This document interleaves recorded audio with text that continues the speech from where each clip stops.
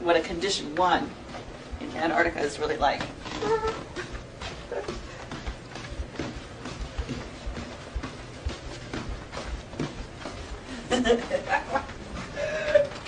Woo-hoo-hoo-hoo. Check this out. This is the entryway to our dorm.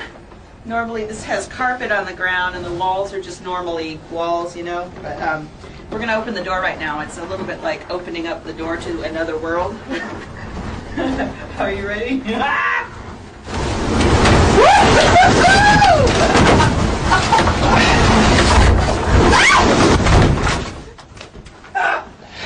It's a little bit blowy out there right now.